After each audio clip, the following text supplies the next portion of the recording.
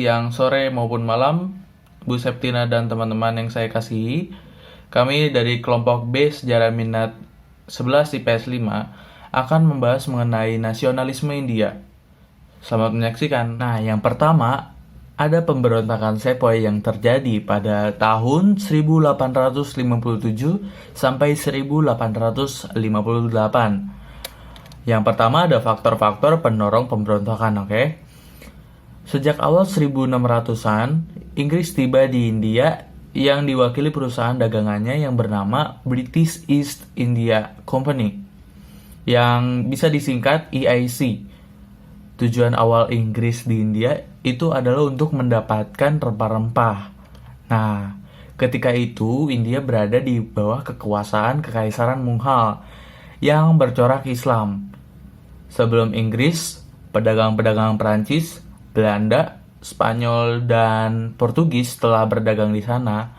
Agar bisa meraup keuntungan ekonomi yang besar, EIC harus memiliki akses langsung ke petani.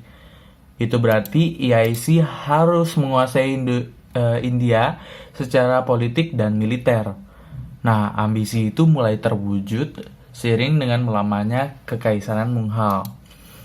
Pada pertengahan tahun 1700-an, dinasti Mughal di India yang berada di bawah kekuasaan Sultan Ahmad mulai melemah pengaruhnya.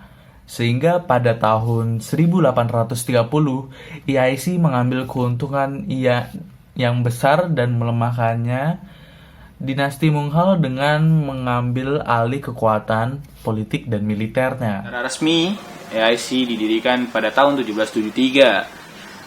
Mereka didirikan bersamaan dengan mereka membangun ibu kota di kota Calcutta, India. EIC ini membuat kebijakan yang nanti bisa memicu ada pemberontakan.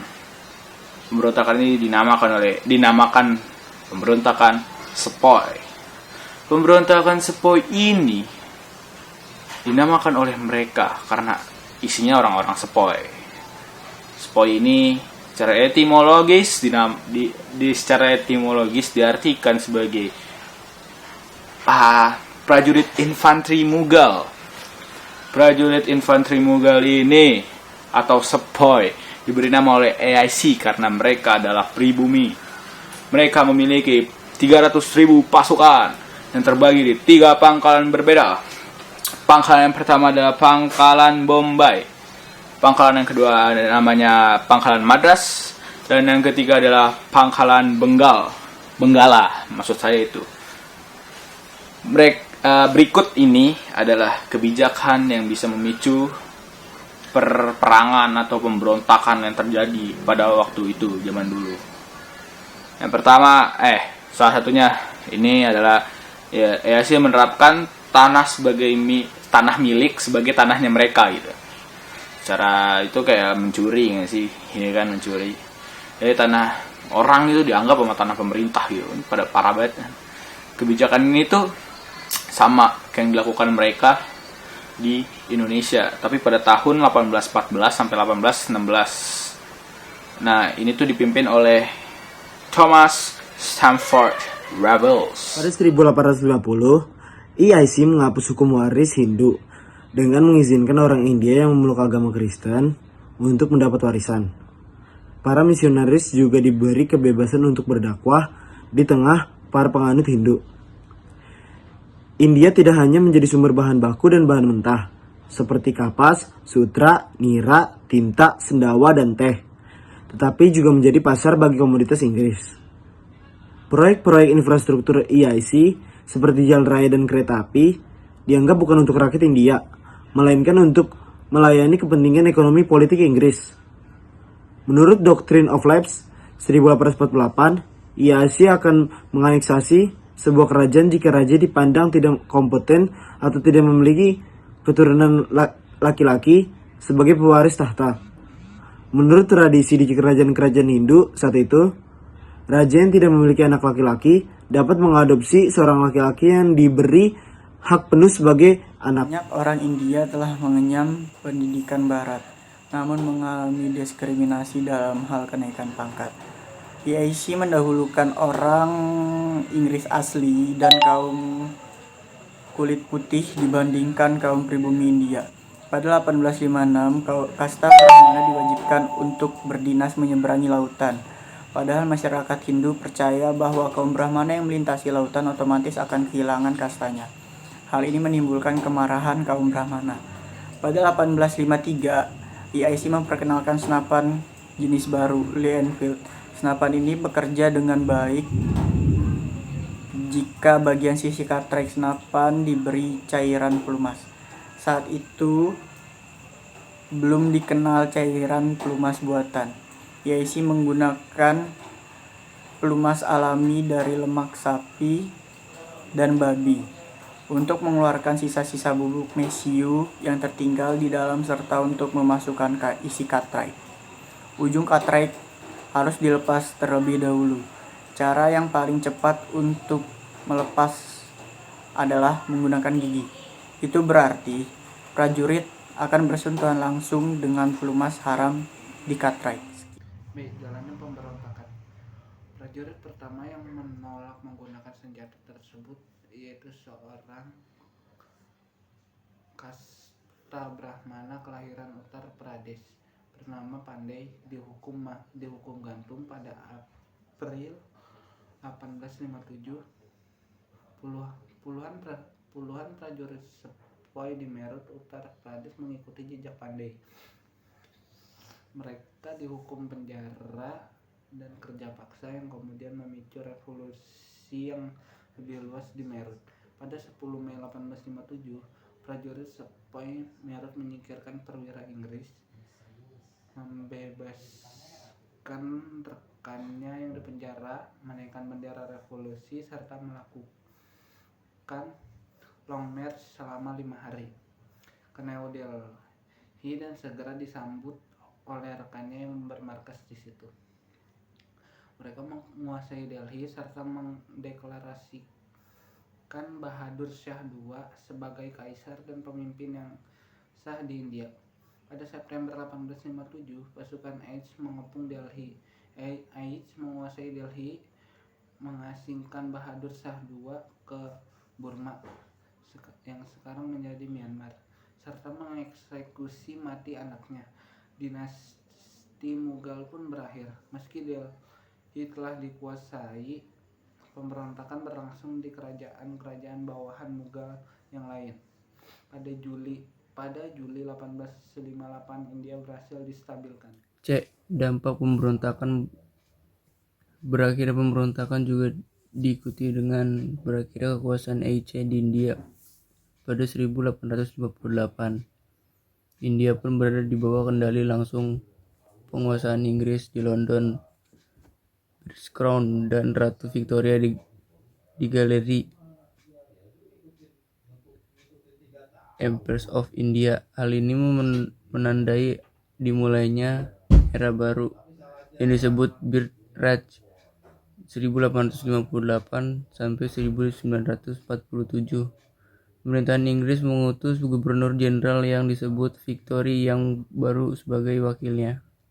Setelah 1876, India lebih dikenal sebagai British Indian Empire. Ada faktor yang melatar belakangi pembubaran Aceh, yaitu sebagai berikut. 1. Aceh mengalami defisit karena berbagai faktor, terutama tingginya biaya perang dan praktik korupsi yang merata di semua tingkatan. 2. Adanya niat pemerintah Inggris untuk membuat perubahan mendasar terkait kebijakan-kebijakan di India. 2. Tumbuhnya gerakan nasionalisme India. Pemberontakan Sepoy menyatukan rakyat India ke dalam perasaan senasib sepenanggungan. Penderitaan yang dialami oleh satu daerah tidak lagi dialami sebagai penderitaan daerah itu saja, tetapi penderitaan seluruh rakyat India. Hal ini menumbuhkan rasa kesatuan dan kesadaran sebagai satu bangsa atau kesadaran nasional. Kelak kesadaran nasional ini melahirkan berbagai macam pergerakan nasional dengan satu visi bersama, yaitu kemerdekaan. Gerakan Nasional India Janji reformasi ternyata tidak terbukti. Rakyat semakin kecewa. Kaum intelektual yang dididik dalam sistem pendidikan barat dan telah mempelajari tentang paham liberalisme, demokrasi, dan nasionalisme kemudian merintis berbagai organisasi pergerakan nasional. Organisasi-organisasi pergerakan pada awal perkembangannya tidak bertujuan politis, tetapi sosial keagamaan. Jadi bersifat moderat dan kooperatif dengan Inggris, meskipun tidak secara tegas mengusung semangat nasionalisme. Rakyat India mengakui bahwa organisasi-organisasi ini berjasa menumbuhkan kesadaran nasional. 1885, All India National Congress atau Kongres Nasional India yang merupakan organisasi politik India, anggotanya kaum terpelajar dari Borjuis, baik dari Hindu, Sikh maupun Islam. Organisasi politik ini lebih merupakan organisasi payung, di dalamnya bergabung kelompok sosialis radikal, tradisional, bahkan konservatif, Hindu, Sikh, dan Islam. Meski bersifat politis, karakternya moderat dan kooperatif. Kongres tidak menuntut kemerdekaan, tetapi hanya menghendaki perubahan di bidang ketatanegaraan dengan mengikut sertakan bangsa India dalam dewan-dewan pemerintahan Inggris di India. Uniknya, pendiri Kongres adalah orang Inggris bernama Alan Octavian Hume, 1829 sampai 1912. Pada awal abad 20, gerakan nasionalisme mulai bersifat radikal dengan munculnya gerakan Swadeshi, 1903 sampai 1911. Visi gerakan ini adalah mengusir Inggris dari bumi India, seraya memperbaiki kondisi ekonomi rakyat dengan kekuatan sendiri yang disebut Swadeshi. Strategi-strateginya antara lain memboikot produk-produk Inggris dan menghidupkan kembali produk-produk lokal. Pemimpin-pemimpin awal Swadeshi mengusung gagasan agitasi politik berupa pelibatan masyarakat dalam gerakan nasional. Pada 1906, Kongres tidak sekedar menuntut perubahan ketatanegaraan, tetapi menuntut status Swaraj atau Dominion. Nah, Swaraj ini adalah sejenis pemerintahan sendiri, tetapi kepala negaranya itu tetap berada di tangan monarki Inggris. Nah, lalu pada tahun yang sama berdiri Liga Muslim India dengan tokoh terkenalnya yaitu Muhammad Ali Jinnah dan Liaquat Ali Khan. Selanjutnya, pada tahun 1909, desakan Kongres untuk membentuk pemerintahan yang representatif itu tidak ditanggapi. Tuntutan Swaraj pun akhirnya semakin kencang. Nah, pada 1911, Inggris ini memindahkan ibu kota dari Kalkuta ke New Delhi. Nah, lalu sementara itu pemimpin Swadeshi ini meningkatkan perang urat syaraf melalui media massa untuk melawan Inggris yang akhirnya memicu aksi-aksi kekerasan oleh kaum revolusioner. Aksi balasan yang keras dari Inggris itu akhirnya membuat pergolakan yang menyebar ke seluruh negeri. Hal ini diperparah dengan dikeluarkannya Rowlatt Act pada tahun 1919. Orang-orang yang dituduh sebagai pengacau keamanan dapat ditahan tanpa harus ada proses pengadilan. Nah, rakyat memprotes undang-undang ini dengan cara demonstrasi dan mogok massal. Keadaan ini semakin memburuk ketika ditanggapi dengan keras, sebagaimana terjadi dalam peristiwa pembantaian Amritsar pada tahun 1919. Dalam peristiwa tersebut, ribuan demonstran yang melakukan aksi damai memprotes penangkapan tokoh pergerakan yaitu Dr. Satyapal dan Dr. Saifuddin Kichlu di berondong peluru aparat. Di tengah kondisi kacau seperti itu, seorang Hindu yang taat bernama Mohandas Karamchand Gandhi dipilih secara bulat menjadi pemimpin Kongres pada 1920. Ia mentransformasi Kongres menjadi sebuah gerakan atau mass movement, serta sebagai sebuah lembaga politik dengan struktur organisasi yang mirip dengan administrasi pemerintah kolonial. Untuk itu, keanggotaan Kongres diperluas dengan melibatkan penduduk pedesaan termasuk orang-orang dari kasta terendah, yaitu kaum Surda. Kampanye Kongres sejak tahun 1920 sampai 1942 dibagi dalam 3 fase, yaitu gerakan dan koperasi dari tahun 1920 sampai 1922. Yang kedua, kampanye pembangkangan sipil atau civil disobedience dari tahun 1931 sampai dengan 1932, dan gerakan Quiet India Agustus 1942. Gerakan Quiet India secara terbuka mendesak Inggris agar segera keluar dari India. Kampanye ketidakpatuhan sipil didasari oleh 4 asas perjuangan Mahatma Gandhi, yaitu sebagai berikut. Yang pertama, ahimsa. Secara harfiah berarti tidak menyakiti, melukai, atau membunuh makhluk lain, baik melalui pikiran, perkataan, dan tingkah laku secara sewenang-wenang. Dalam konteks pergerakan nasional India, itu berarti gerakan melawan Inggris tanpa kekerasan. Yang kedua ada hartal, semacam mogok massal atau melepaskan pekerjaan dan tidak berbuat sesuatu apapun untuk kepentingan kolonial Inggris. Yang ketiga ada satyagraha, yaitu menolak bekerja sama dengan pemerintah kolonial Inggris. Swadesi, bangsa India harus mampu mencukupi kebutuhan sendiri dengan hasil dan usaha sendiri.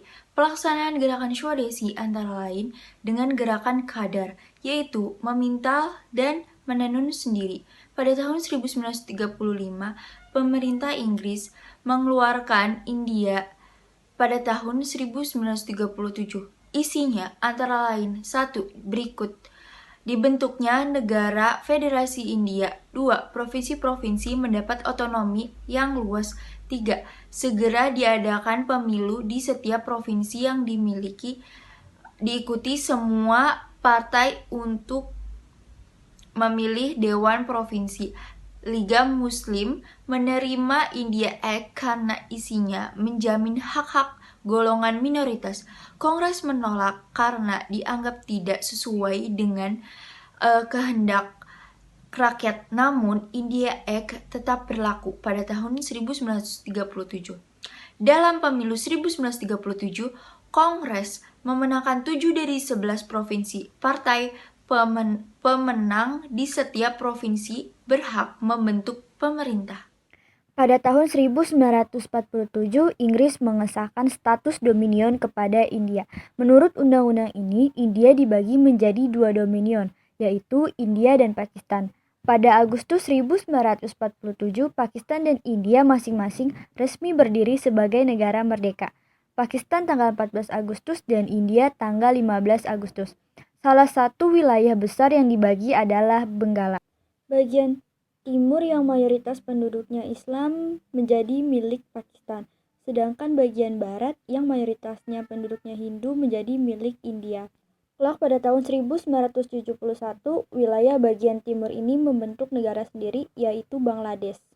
Tanggal 15 Agustus 1947 diperingati Hari Kemerdekaan India. Pada tanggal 26 Januari 1950, India mengubah bentuk pemerintahan dari dominion menjadi republik dengan Rajendra Prasad sebagai presiden dan Jawaharlal Nehru sebagai perdana menteri. Tampuk pemerintahan India sepenuhnya di tangan Kongres yang merupakan partai terbesar. Adapun Mohandas Gandhi digelari sebagai Bapak Kemerdekaan India.